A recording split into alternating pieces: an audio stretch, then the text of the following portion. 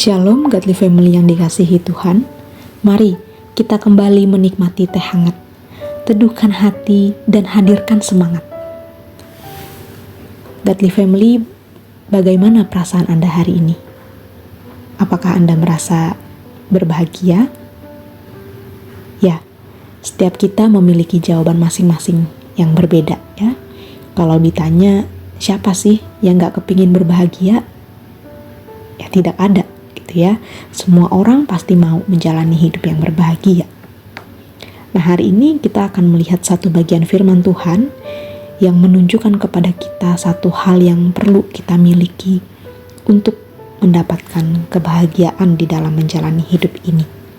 Mari kita membuka Alkitab kita dari kitab Mazmur nomor 1 ayat 1 sampai 6. Saya akan membacakannya bagi kita dari Alkitab Terjemahan Baru edisi yang kedua. Di bawah perikop jalan orang benar dan jalan orang fasik. Berbahagialah orang yang tidak berjalan menurut ajakan orang fasik, yang tidak berdiri di jalan orang berdosa, dan yang tidak duduk di komplotan pencemooh. Tetapi yang kesukaannya ialah Taurat Tuhan, dan yang merenungkan Taurat itu siang dan malam. Ia seperti pohon yang ditanam di tepi aliran air, yang menghasilkan buahnya pada musimnya. Tidak pernah layu daunnya. Apa saja yang dilakukannya berhasil. Bukan demikian orang fasik. Mereka seperti sekam yang dihamburkan angin. Sebab itu orang fasik tidak akan tahan dalam penghakiman, dan orang berdosa dalam kumpulan orang benar. Sebab Tuhan mengenal jalan orang benar, tetapi jalan orang fasik menuju kebinasaan. Godly Family, biasanya kalau kita ditanya, ya, apa yang membuat Anda berbahagia? Begitu ya.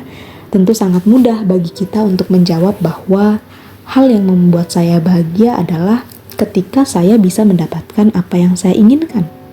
Begitu kan? Katakanlah kita ingin sehat. Kita mau sembuh dari penyakit kita. Kita mau usaha kita lancar, maju. Kita punya harta yang banyak. Nah, semuanya ini bisa membuat kita bahagia nggak? Tentu bisa. Tapi masalahnya adalah tidak semua yang kita mau bisa kita dapatkan, ya kan? Sehingga hidup kita ini tidak selalu kita bisa merasa berbahagia. Nah, Godly Family, saat keadaan seperti ini terjadi, bagaimana kita tetap bisa berbahagia? Firman Tuhan mengatakan bahwa berbahagialah orang yang kesukaannya ialah Taurat Tuhan dan yang merenungkan Taurat itu siang dan malam. Kebahagiaan orang yang merenungkan firman Tuhan itu digambarkan seperti pohon yang ditanam di tepi aliran air, yang menghasilkan buahnya pada musimnya, tidak pernah layu daunnya, dan apa saja yang dilakukannya berhasil. Godly Family, apapun keadaan kita hari ini, mari kita terus perhatikan relasi kita dengan Tuhan. Sudahkah kita sungguh setia mendengarkan kehendak Tuhan dan memegang janji Tuhan di dalam hidup kita? Ingatlah bahwa Tuhan berbicara kepada kita melalui firman-Nya yang tertulis di dalam Alkitab. Setialah merenungkan firman Tuhan, karena dari firman Tuhan itulah kita mendengar suara Tuhan yang mengajar kita, memberikan kita pengharapan dan kebahagiaan yang sejati.